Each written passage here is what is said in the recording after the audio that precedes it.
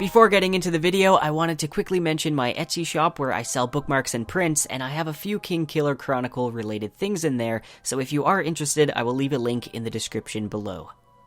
Also, quick spoiler warning for The Name of the Wind and The Wise Men's Fear. You're gonna want to read both of those.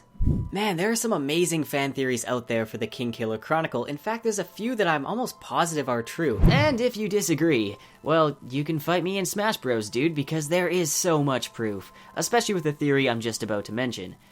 Also, I just feel like playing Smash Bros all of a sudden. One such theory that I'm quite confident in is the theory that Kvothe's mother, Laurian, is in fact Netalia Lackless, and I really think we're going to see this confirmed in the yet-to-be-released third book, The Doors of Stone. The Lackless family. Now, the Lackless family is one of the oldest families in all of Ventus. Their lineage goes back farther than a millennium, and really it's probably older than that, but unfortunately the burning of Kaluptena destroyed many of the family records. Throughout history, their family name has been changed from things like Loclos to Lackless or Lassleth, but in Kvothe's current time, they're known as Lackless. However, it's important to note that these all translate back to Lockless. This name relates to a legend about a secret door on their family estate, which has no handles, hinges, or locks. This kinda sounds similar to the Lockless box, and I'll be talking about the Lockless box later on in this video. There's some long history about the Lackless family ruling over Modeg and Ventus and falling on hard times with peasant revolts and assassination, but today we're just going to focus on the importance of the Lackless family and how they relate to Kvothe. As I'm sure you all remember, in the Wise Men's Fear, Kvothe travels to Ventus to obtain a right of patronage from Mayor Alvaron, who in fact has about as much power as the king of Ventus himself, Roderick Calanthus. Now, after discovering the mayor is being poisoned by his very own alchemist, Kvothe is given the job to put his poetic talent to use and win the heart of Netalia Lackless for the mayor, as he wishes to marry her. Kvothe kinda struggles with inspiration for this task until he begins to think of his feelings for Denna. He's then able to write the letters that are given to Malouin, and sure enough, she's wooed. I mean, Kvothe is a smooth talker. Kvothe is then given yet another job. This time he has to lead a group of mercenaries and hunt down a group of bandits, who we figure out are being led by Cinder, one of the Chandrian. Some other things happen after this, we'll skip over most of it, but Kvothe later ends up in the Fey realm, where he meets a creature known as the Kvothe, who advises Kvothe to stick close to the mayor, and he will lead him to the door of the Emir. Yeah, I would still be cautious on what the Kvothe tells me. That thing is not trustworthy. Upon his return, Kvothe meets Malouin and the mayor, and they show him a Lackless family heirloom, a box that has no visible lid or locks. Now trust me, we will be getting back to this box in a little bit, but first let's talk about what's going on here. So, Kvothe mentions that he finds Malouin's appearance to be very familiar. Though he can't quite place it, he says the resemblance isn't from the university or from Imre. During this same encounter, Malouin discovers Kvothe is of a Demaru blood, and she quickly shows her prejudice and dislike for Kvothe, and she dismisses him from Ventus. Now, why does Malouin dislike the Demaru this much? Here's where things get interesting. We learn that Netalia Lackless had a sister named Netalia, who ran off with a group of traveling performers when she was young, and has since been disowned from the family. This means the only heir to the Lackless family is Malouin, so this kind of explains why she hates the Demaru so much, because she thinks they stole her sister away. But could it be her sister actually fell in love with an Demaru?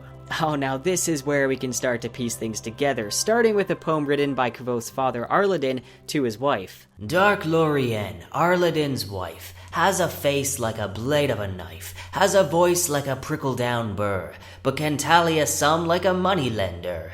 My sweet Tally cannot cook, but she keeps a tidy ledger book. For all her faults I do confess, it's worth my life to make my wife, not Tally a lot less. It's important to note the three words being repeated here. In the fourth line, tally is being used as an action to tally up a sum, but in the fifth line, my sweet Tally, it's being used as a nickname, perhaps for Netalia. Now the next time we see the word tally is in the final line, and usually that means it's pretty important to focus on. This is a very clever heterograph. A heterograph is a group of words that sound the same as other words. In this case, not tally a lot less sounds like Netalia Lackless. It's almost like Rothfuss put this in there as like a clever code for us to figure out, and I love it when authors do stuff like this. For me, that's enough proof right there. Also, the way that Laurian reacts to this, she's not really too happy, and she makes Arladin spend the night underneath of the wagon. You gotta love this couple. Now, the next piece of evidence comes from a riddle that Kvothe learned from a young girl when he was a child, and he absent-mindedly repeated this to his mom. 7 things has Lady Lackless, keeps them underneath her black dress. 1 a ring that's not for wearing, 1 a sharp word, not for swearing. Right beside her husband's candle, there's a door without a handle. In a box no lid or locks, Lackless keeps her husband's rocks. There's a secret she's been keeping, she's been dreaming and not sleeping. On a road that's not for traveling, Lackless likes her riddle raveling.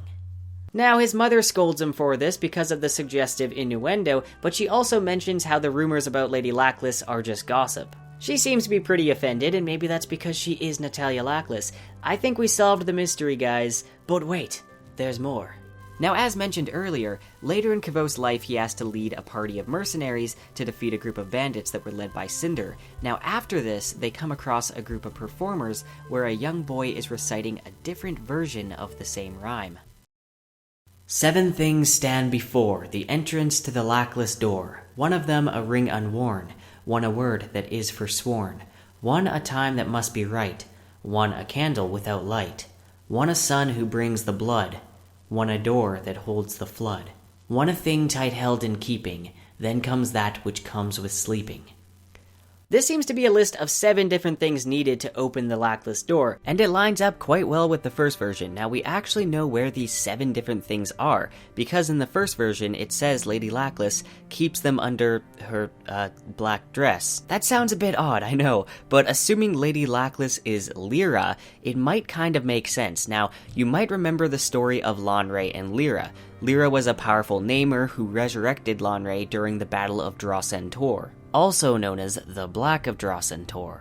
I saw somebody mention this on Reddit, and it kind of makes sense to me. I feel like it fits in with her black dress. Maybe her black dress is the Black of Drosentor, so maybe the battlegrounds of Drosentor is where you can find these items? I don't know, it's worth a thought. Moving on to the first item, a ring unworn, or a ring that's not for wearing. Now, there are a lot of different rings in these books. I mean, there's the wooden ring that Malouin gives to Kvothe to mark him as a Rue. There's all the rings that he gets in Vintus. There's also Denna's ring. Actually, Patrick Rothfuss made a replica of Denna's ring, which has Yillish knots on it, by the way. So that's a very important ring. But there's actually an entire poem about the rings that Kvothe supposedly wears later in his life. But I'd like to point out the final line where he's wearing a ring that has no name. Now, I'm not really sure what this can be. I mean, it's hinted at throughout the book that copper doesn't have a name, so maybe it's a ring of copper. I don't know. Next is a word that is forsworn, or a sharp word not for swearing.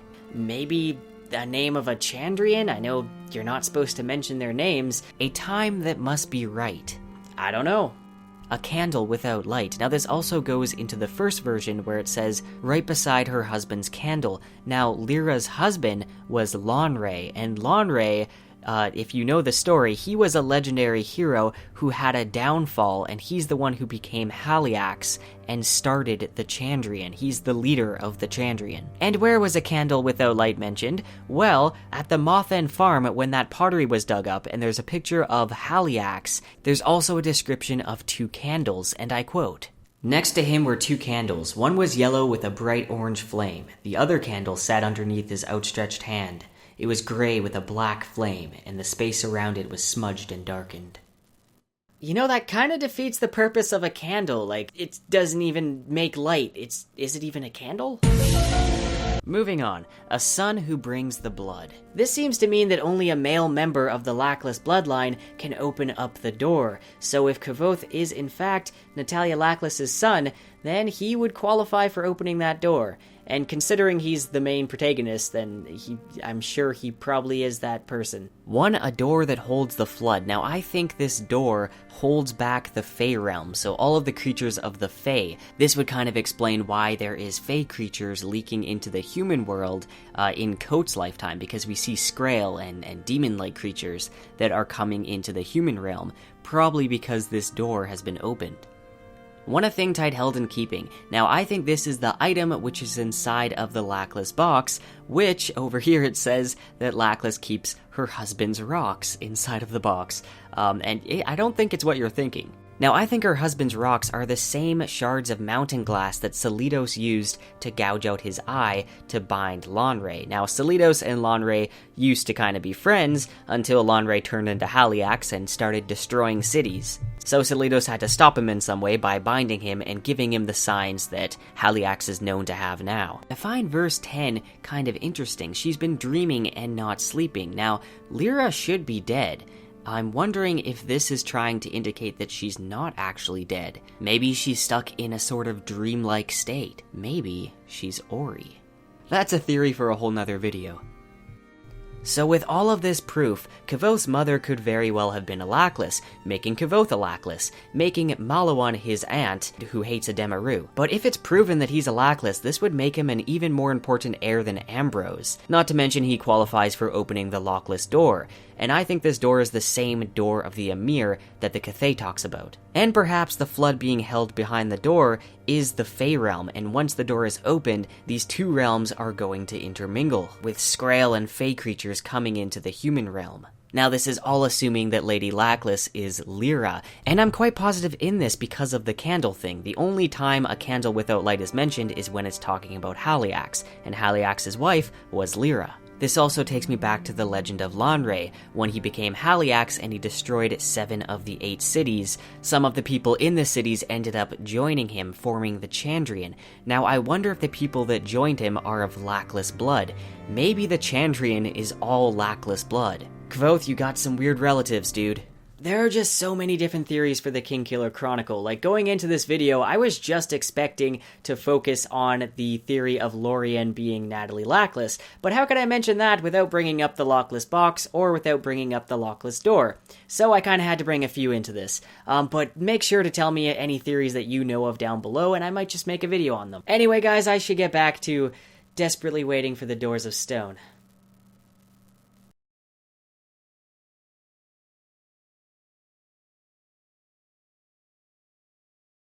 Ooh, spooky black flames! But what purpose does that have?